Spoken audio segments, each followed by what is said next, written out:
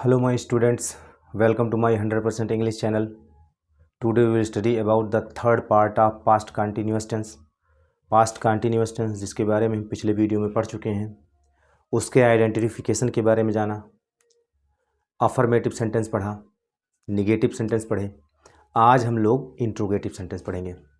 Interrogative sentence के अंतर्गत दो तरह के सेंटेंस आते हैं, एक यस नो टाइप के और दूसरा WH टाइप के।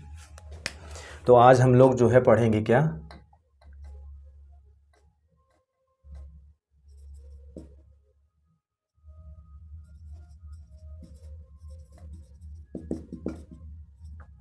Interrogative sentence.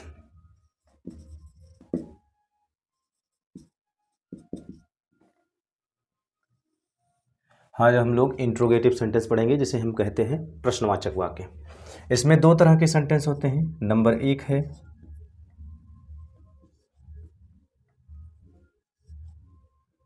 Yes no type के सेंटेंस।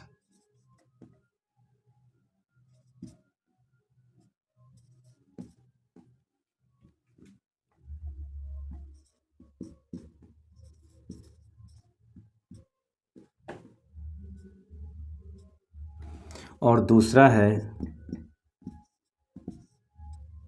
WH टाइप के सेंटेंस।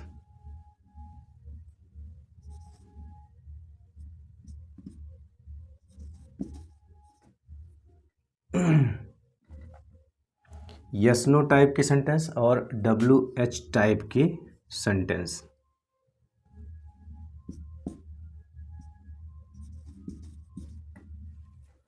अब इसमें जो है हम पहला पढ़ेंगे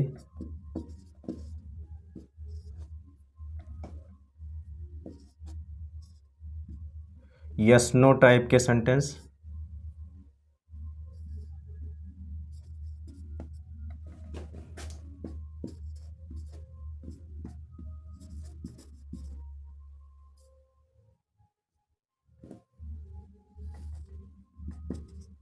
हम लोग कौन सा सेंटेंस पढ़ेंगे? यस नो टाइप के सेंटेंस पढ़ेंगे। तो इसमें कुछ बातें हैं, ध्यान दीजिएगा।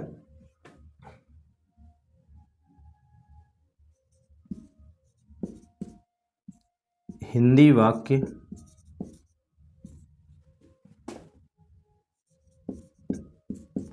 क्या शब्द से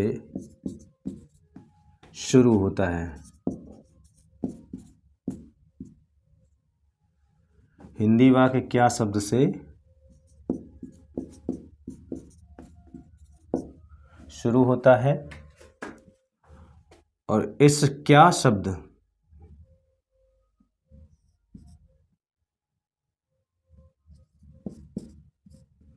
इस क्या शब्द की इंग्लिश नहीं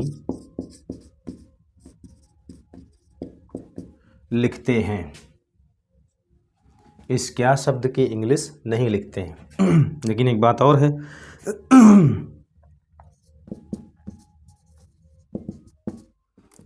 इंग्लिश सेंटेंस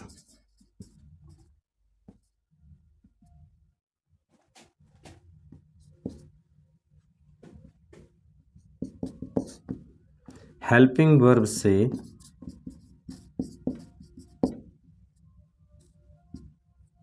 लिखना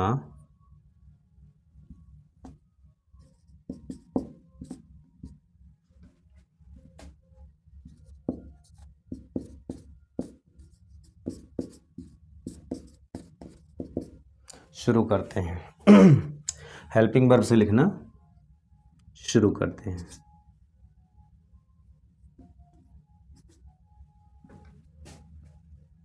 अब बात यह उठती है कि हेल्पिंग वर्ब लगेगा क्या?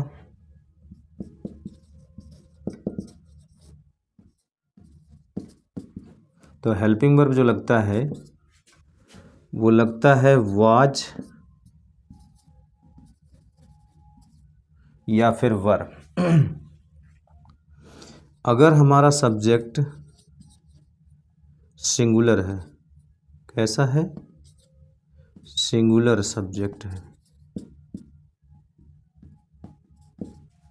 तो उसमें हम वाज लगाते हैं उसके साथ। अगर हमारा सब्जेक्ट आई है तो उसके साथ भी हम वाज ही लगाते हैं। अगर हमारा सब्जेक्ट प्लूरल है, प्लूरल सब्जेक्ट है, तो उसके साथ हम लोग वर लगाते हैं। क्या लगाते हैं? वर लगाते हैं। और वर्ब की कौन सी फॉर्म लगाते हैं?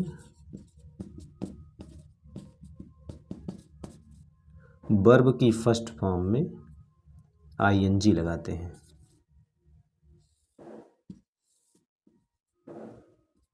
और वाक्य के अंत में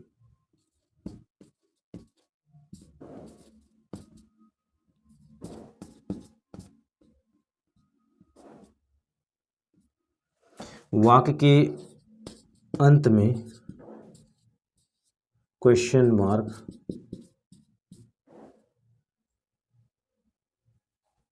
लगाते हैं।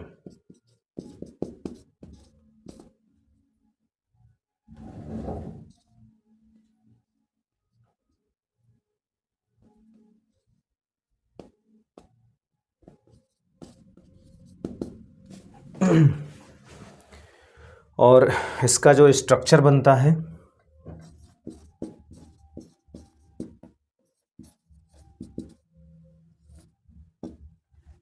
स्ट्रक्चर मतलब संरचना।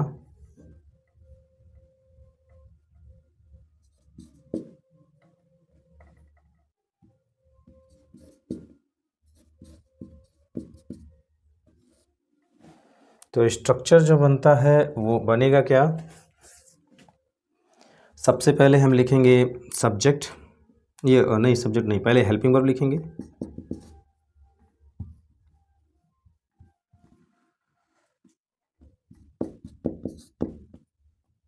हेल्पिंग वर्ब होगा,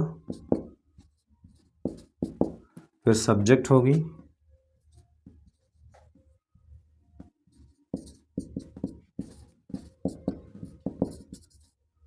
वर्ब की फर्स्ट फॉर्म में आईएनजी, फिर ऑब्जेक्ट होगा, अदर्स होगा, लास्ट में क्वेश्चन मार्क होगा। और इसी का निगेटिव जब हम बनाएंगे तो हेल्पिंग वर्ब, सब्जेक्ट नॉट होगा,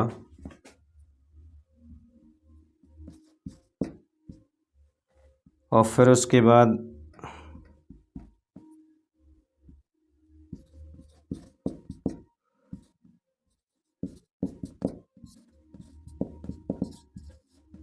वर्ब की फर्स्ट फॉर्म में आईएनजी, फिर ऑब्जेक्ट होगा, और फिर अदर्स होगा, लास्ट में क्वेश्चन मार्क होगा। और हम फिर उसके बाद एग्जाम्पल देखेंगे।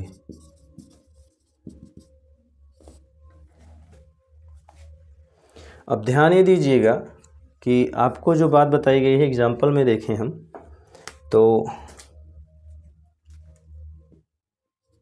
क्या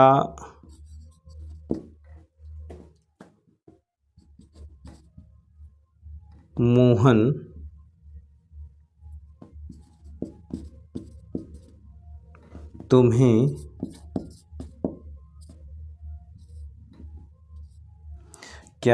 तुम्हें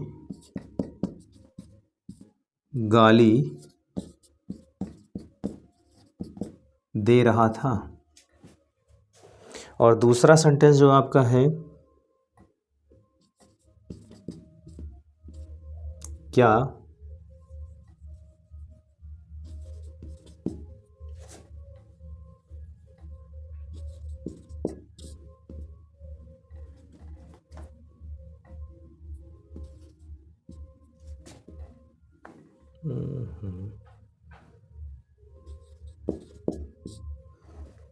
क्या वे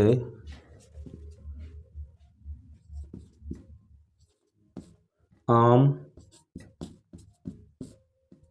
तोड़ रहे थे? क्या वे आम तोड़ रहे थे? तो यहाँ ध्यान दीजिएगा, सबसे पहली चीज़ कि पास्ट कंटिन्यूअस टेंस हम लोग पढ़ रहे हैं। पास्ट कंटिन्यूअस टेंस में हम लोग इंट्रोगेटिव सेंटेंस पढ़ रहे हैं। अब इसे इंट्रोगेटिव सेंटेंस में दो तरह के सेंटेंस होते हैं, एक यस नो टाइप का, दूसरा WH टाइप का। तो यहाँ पर हम पहला जो है पढ़ रहे हैं यस नो टाइप का। तो यस नो टाइप के जो सेंटेंस होते हैं उसका स्ट्रक्चर इस प्रकार होता है कि हेल्पिंग वर्ब होता है, सब्जेक्ट होता है, वर्ब की फर्स्ट फॉर्म में ING, ऑब्जेक्ट अदर्स, लास्ट में क्वेश्चन मार्क। अगर इसका निगेटिव है तो हेल्पिंग वर्ब पहले लिखा जाएगा, फिर सब्जेक्ट नॉट, वर्ब की फर्स्ट फॉर्म में ING, ऑब्जेक्ट अदर्स, लास्ट में क्वेश्चन मार्क। और ये बात ये ध्यान में रखिएगा कि जो यस नो टाइप के सेंटेंस होते हैं वो क्या शब्द से शुरू होते हैं, यानी हिंदी वाक्य क्या शब्द से शुरू होता है। और जब हम इसकी जो है ट्रांसलेट करने लगते हैं, इंग्लिश में अनुवाद करने लगते हैं, तो इस क्या शब्द की इंग्लिश नहीं लिखते हैं। और हाँ, इंग्लिश सेंटेंस जब हम लिखते हैं यानी अंग्रेजी वाक्य जब लिखते हैं तो हम उस वाक्य को हेल्पिंग वर्ब से लिखना शुरू करते हैं। तो हेल्पिंग वर्ब क्या लगेगा, तो वाज वर्ब लगेगा। सिंगुलर सब्जेक्ट के साथ वाज लगता है, आई के साथ वाज लगता है, और प्लूरल सब्जेक्ट के साथ वर लगता है। वर्ब की फर्स्ट फॉर्म में ING का प्रयोग होता है और वाक्य के अंत में क्वेश्चन मार्क लगाते हैं। यहाँ पर ये सेंटेंस दिया गया है, तो जिन हिंदी वाक्यों के अंत में रहा था, रही थी, रहे थे इत्यादि शब्द आते हैं उन्हें हम पास्ट कंटिन्यूअस टेंस कहते हैं। पास्ट कंटिन्यूअस टेंस में अब ये देखिए, तो यहाँ पर क्या शब्द पहले आया है, यानी ये इंट्रोगेटिव सेंटेंस है, और क्या शब्द से आया है, यानी यह जो है हिंदी वाक्य क्या शब्द से शुरू होता है और इस क्या शब्द की इंग्लिश नहीं लिखते हैं। तो यहाँ पर सबसे पहले हम लिखेंगे क्या, इस प्रकार के इंग्लिश सेंटेंस को हम हेल्पिंग वर्ब से लिखना शुरू करते हैं। तो हेल्पिंग वर्ब पहले लिखेंगे, तो यहाँ पर हेल्पिंग वर्ब वाज वर्ब प्रयोग होता है। अब बात ये उठती है कि सब्जेक्ट के अनुसार हेल्पिंग वर्ब लगेगा। तो सब्जेक्ट कौन है, सब्जेक्ट मीन्स करता करता मतलब कार्य करने वाला, कार्य करने वाला कौन है, मोहन। तो मोहन सिंगुलर है, इसलिए सिंगुलर सब्जेक्ट के साथ वाज का प्रयोग होता है। तो यहाँ पर हम क्या लिखेंगे, वाज। क्या लिखेंगे, वाज। और उसके बाद सब्जेक्ट लिखेंगे, तो सब्जेक्ट है मोहन, वाज मोहन। और उसके बाद वर्ब लिखेंगे, वर्ब मीन्स क्रिया, क्रिया मतलब कार्य, कार्य कौन सा हो रहा है, गाली देने का। और गाली देने की अंग्रेजी क्या होती है, एब्यूज, और उसमें हम ING लगा देंगे, एब्यूजिंग। और उसके बाद ऑब्जेक्ट, ऑब्जेक्ट पता करने के लिए हम क्या से प्रश्न पूछते हैं, अगर निर्जीव है तो। अगर सजीव ऑब्जेक्ट है तो ऐसी स्थिति में हम किसको से प्रश्न पूछेंगे, तो किसको गाली देता है, दे रहा था, तो तुम्हें, यानी यू, लास्ट में क्वेश्चन मार्क। तो वाज मोहन एब्यूजिंग यू। इसके बाद कह रहे हैं क्या वे आम तोड़ रहे थे, तो क्या वे आम तोड़ रहे थे। तो यहाँ पर क्या शब्द की इंग्लिश तो हम लिखेंगे नहीं, यहाँ रहा था, रही थी, रहे थे इत्यादि शब्द आते हैं, तो वो जो है आपके पास्ट कंटिन्यूअस टेंस होते हैं। और इसमें क्या शब्द आया है, इसलिए ये जो है आपका यस नो टाइप का सेंटेंस है। और इसमें क्या शब्द की इंग्लिश लिखते नहीं है, इसे हेल्पिंग वर्ब से लिखना शुरू करते हैं। तो हेल्पिंग वर्ब जो है आपका वाज या वर प्रयोग होता है, यहाँ वाज या वर का प्रयोग किया गया है। अब सब्जेक्ट आपका वे है, और वे की अंग्रेजी होती है दे, और दे जो है वो प्लूरल है, और प्लूरल सब्जेक्ट के साथ में वर का प्रयोग होता है। तो यहाँ हम लगाएंगे क्या, वर। और उसके बाद हम वे की अंग्रेजी लिखेंगे दे, वर दे। अब ये हेल्पिंग वर्ब हो गया, सब्जेक्ट हो गया, फिर उसके बाद वर्ब, वर्ब मीन्स क्रिया, क्रिया मतलब कार्य, कार्य कौन सा हो रहा है, तो तोड़ने का, तोड़ने की अंग्रेजी होती है प्लक, और उसमें हम ING जोड़ देंगे। क्या जोड़ देंगे, उसमें हम ING जोड़ देंगे। ये हो गया प्लकिंग। और उसके बाद फिर जो है ऑब्जेक्ट लिखेंगे। ऑब्जेक्ट पता करने के लिए हम क्या से प्रश्न पूछते हैं, तो क्या तोड़ रहे थे, आम, तो मैंगो।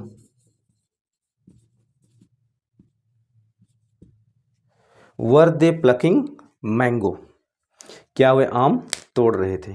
तो क्या मोहन तुम्हें गाली दे रहा था, वाज मोहन अब्यूजिंग यू। क्या वे आम तोड़ रहे थे, वर दे प्लकिंग मैंगो। अब यहाँ पर एक बात और है, यहाँ नहीं शब्द नहीं आया है, इसलिए जो है ये वाला स्ट्रक्चर नहीं लगेगा, ऊपर वाला स्ट्रक्चर लगेगा जो इसमें और इसमें प्रयोग हुआ है। तो जिन्हें भी स्क्रीनशॉट लेनी है वो ले सकते हैं।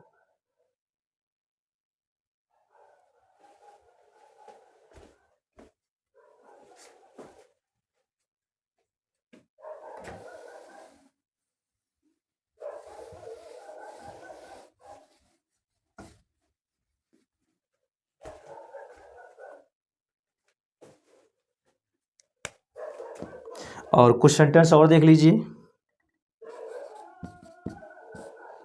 क्या मैं तुम्हारे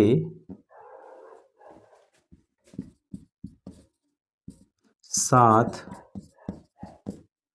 जा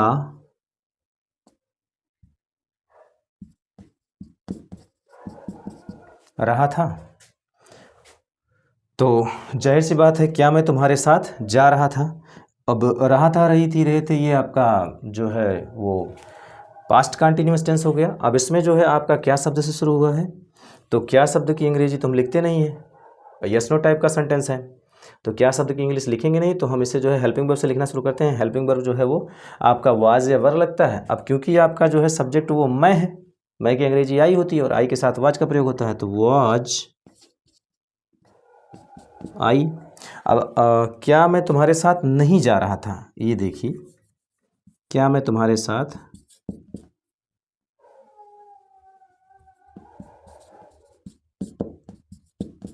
नहीं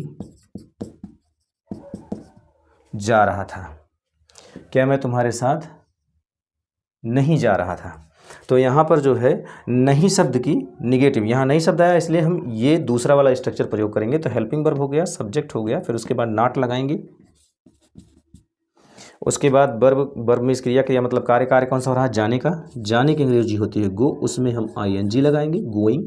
और उसके बाद जो है किसके साथ जा रहे थे, तुम्हारे साथ, तो विद यू, लास्ट में क्वेश्चन मार्क। तो was I not going with you. दूसरा सेंटेंस देखिए,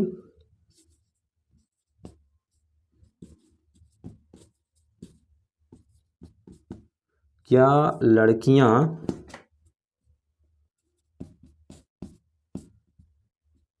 शोर नहीं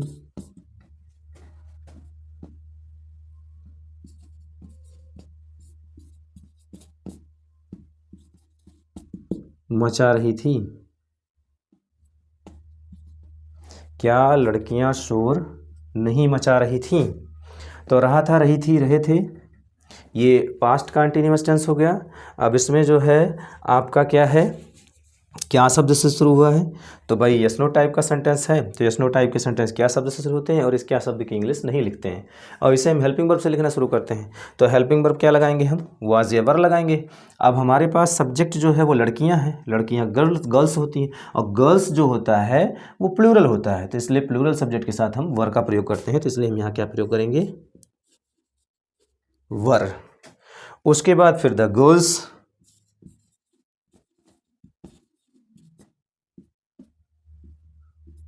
वर दी गर्ल्स, और उसके बाद नहीं आया है तो नॉट लगाएंगे हम, यानी ये दूसरा वाला जो स्ट्रक्चर है वो प्रयोग होगा आपका। तो लिखेंगे the were the girls not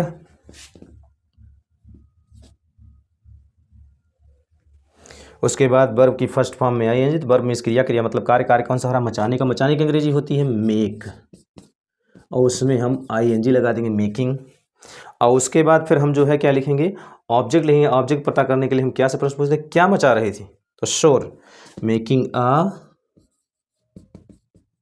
शोर की अंग्रेजी होती है नॉइज, लास्ट में क्वेश्चन मार्क। तो ये आपको सेंटेंस सॉल्व किया गया है, क्या मैं तुम्हारे साथ नहीं जा रहा था, was I not going with you, और दूसरा है क्या लड़कियां शोर नहीं मचा रही थी, तो were the girls not making a noise. तो यहाँ पर फिर से देख लीजिए, हम लोग पास्ट कंटिन्यूअस टेंस में इंट्रोगेटिव सेंटेंस पढ़ रहे हैं, और वो भी इंट्रोगेटिव सेंटेंस में यस नो टाइप के और डब्ल्यू एच टाइप दो तरह के सेंटेंस होते हैं। पहला जो यस नो टाइप का सेंटेंस होता है वो क्या शब्द से शुरू होता है, और ये क्या शब्द की इंग्लिश हम नहीं लिखते हैं, इसे हम हेल्पिंग वर्ब से लिखना शुरू करते हैं, और हेल्पिंग वर्ब वाज वर लगाते हैं, सिंगुलर सब्जेक्ट के साथ वाज, आई के साथ वाज, और प्लूरल सब्जेक्ट के साथ वर। अब वर्ब की फर्स्ट फॉर्म में आईएनजी का प्रयोग होता है, वाक्य के अंत में क्वेश्चन मार्क लगाते हैं।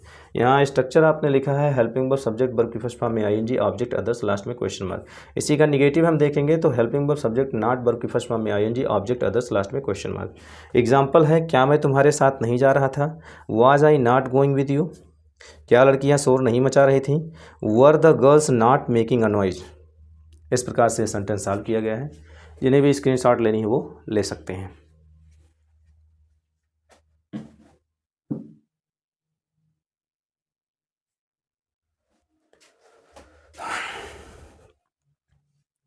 आज के लिए बस इतना ही।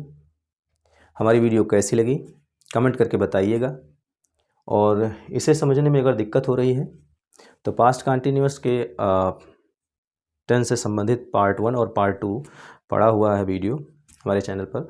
वहाँ जा कर के आप पहले पार्ट 1 और पार्ट 2 पास्ट कंटिन्यूअस टेंस के पढ़ लीजिए, उसके बाद इसे पढ़िए तो ज़्यादा समझ में आएगा। और ज़्यादा ये अच्छा होगा कि आप अगर शुरू से पढ़ें, अगर आप नए हैं तो आप हमारे चैनल पर जाइए और वहाँ पर प्रेजेंट इंडेफिनिट टेंस से आपको पढ़ाया गया है। Present indefinite, past indefinite, future indefinite, present continuous और पास्ट कंटिन्यूअस टेंस ये चल रहा है। तो शुरू से अगर आप पढ़ेंगे तो आपको ज़्यादा सही से समझ में आएगा। और आपसे यही निवेदन है कि हमारे इस चैनल को सब्सक्राइब कर लीजिए और इस वीडियो को जो है कमेंट कर दीजिए इस वीडियो में, और लाइक कर दीजिए, और जहाँ तक हो सके इसे शेयर कर दीजिए। थैंक यू, धन्यवाद।